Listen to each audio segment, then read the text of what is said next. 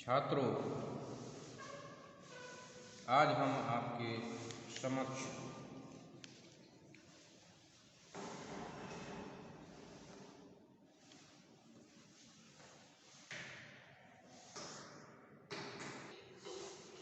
सुमित्रा नंदन पंत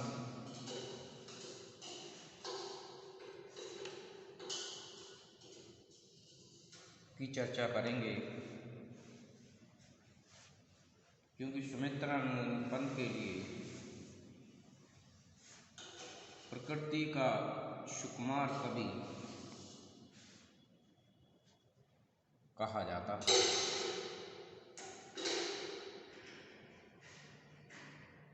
साथ ही कोमल कल्पना का कवि भी कहा जाता है। तो इस कथन के आलोक में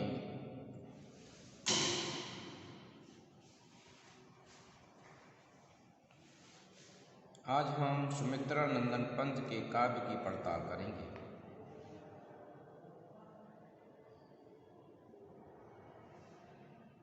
सुमित्रा नंदन पंत का काव्य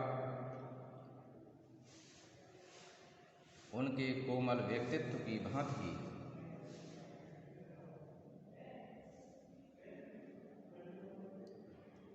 कोमल और कल्पना से प्रधान है।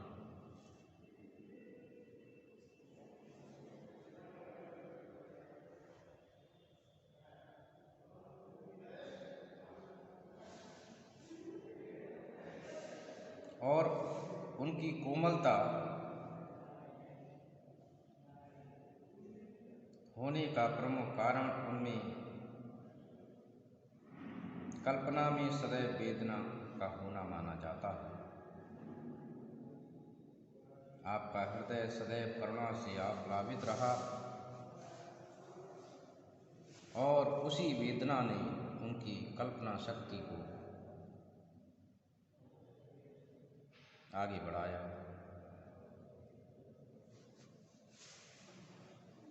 हरिवंश राय बच्चन जी लिखते हैं कि पंत जी कल्पना के गायक हैं, अनुभूति के नहीं इच्छा के गायक हैं, वासना तीव्रता इच्छा के नहीं।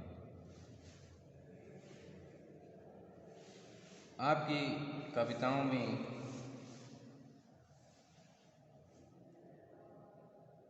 कोमलता और सुकुमारता के दर्शन होते हैं। तो आज कुछ बिंदुओं के आधार पर आपके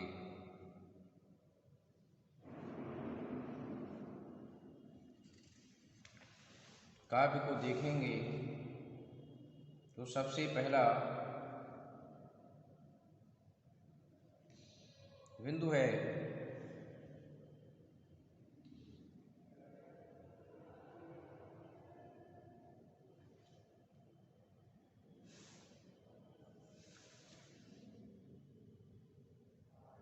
प्रकृति का स्वतंत्र चित्रण।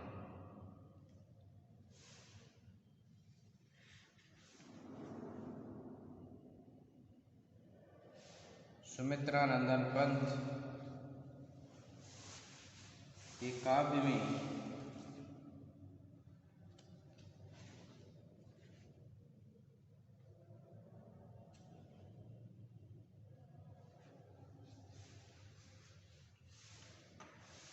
प्रकृति का स्वतंत्र चित्रण अनेक सा देखने को मिलता है।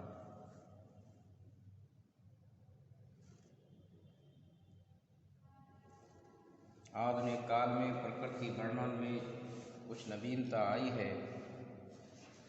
प्रकृति का स्वतंत्र रूप से चित्रण इसी नवीनता का प्रतिफल है।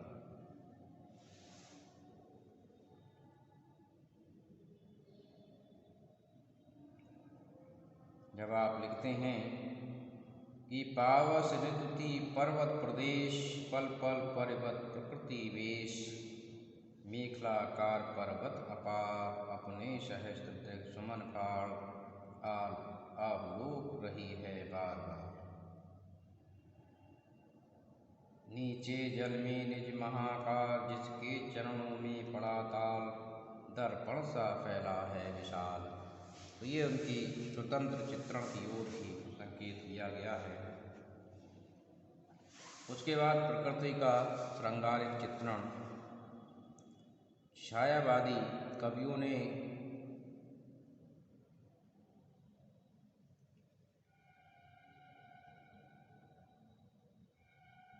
प्रकृति को श्रृंगारिक रूप में भी चित्रित किया है।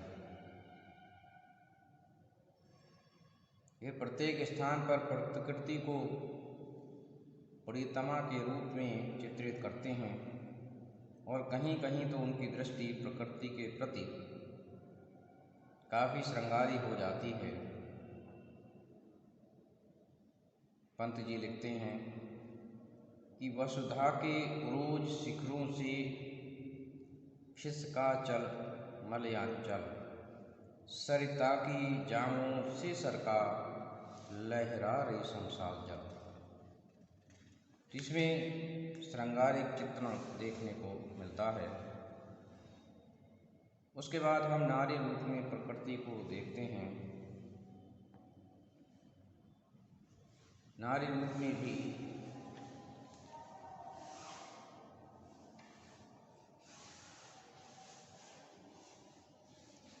पंत जी ने प्रकृति को चित्रित किया है। उनकी ये प्रवृत्ति मानवीकरण की प्रवृत्ति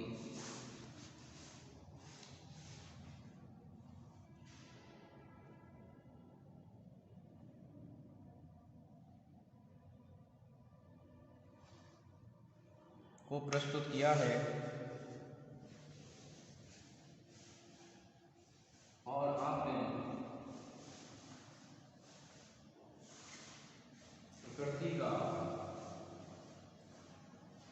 बहुत ही सुंदर चित्रण कर दिया है।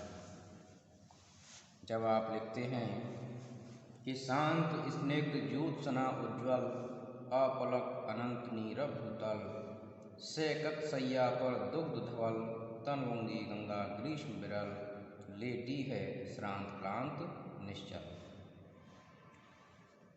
तो इसमें निश्चित रूप से प्रकृति का चित्रण हुआ है और वह भी एक नारी के रूप में।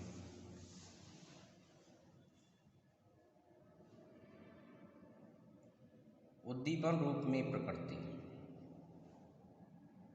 उद्दीपन रूप में प्रकृति चित्रण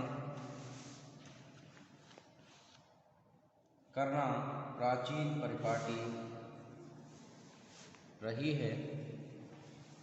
पंत जी ने भी इस पद्धति पर प्रकृति वर्णन किया है। कवि के हृदय में स्थित भावों को पवन और भी अधिक उद्दीपित कर रहा है। तो कवि लिखता है कि आज रहने दो ये गृहकाज, प्राण रहने दो ये गृहकाज, आज जाने कैसी बातास, छोटी सौरभ श्लथ उच्छ्वास, प्रिय लालस सालस बातास, जगा रोऊं में सौ अभिलाष। तो ये प्रकृति का उद्दीपन रूप प्रस्तुत हुआ है और प्रकृति पर चेतना का आरोप कर पंत जी ने प्रकृति वर्णन को अत्यंत और सुंदर बना दिया है। संध्या का चित्र आपने प्रस्तुत किया है कि कहो तुम रूपसी कौन, वियोग से उतर रही चुपचाप, छिपी निज छाया में छबिया, सुनहरा फैला केश कलाप, मधुर मंथर मृदुमौन। तो उसमें एक चैतन्यता सी दिखाई देती है प्रकृति में।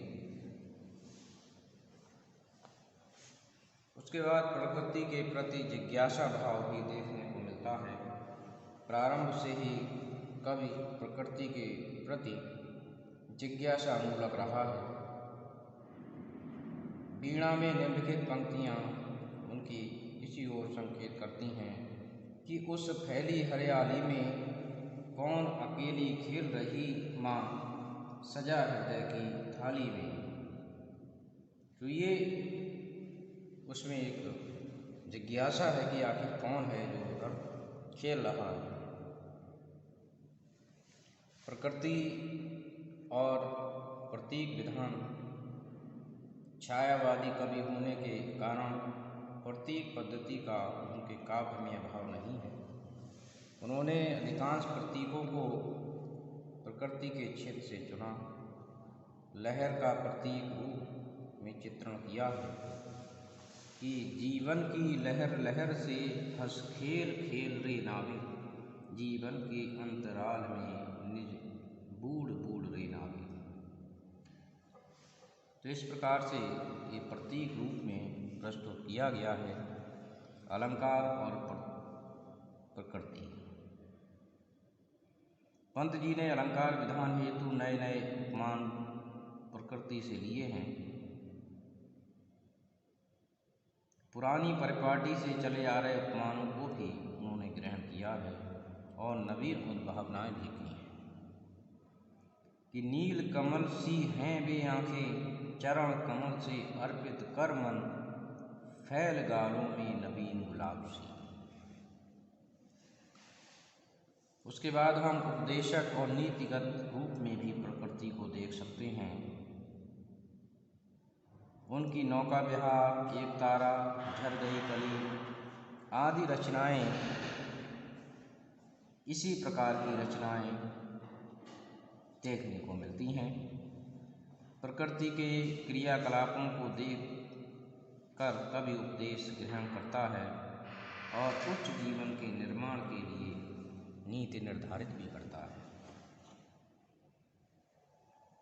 सुख दुख के मधुर मिलन से ये जीवन हो भर परिपूर्ण, फिर घन में ओझल हो शशि, फिर शशि में ओझल हो घन।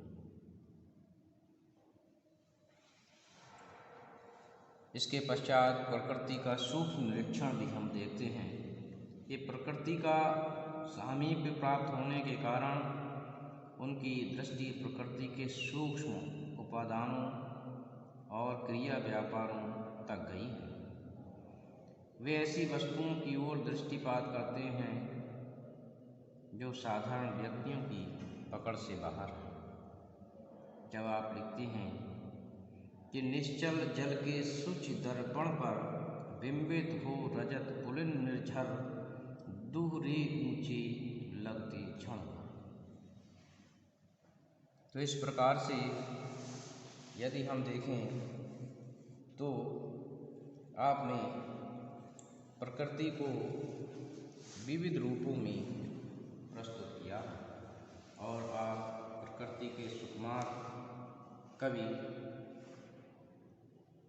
कहलाने के योग्य हैं और कोमल कल्पना के कवि भी हैं। तो मैं समझता हूँ छात्रों कि आपने इसको समझा होगा। धन्यवाद।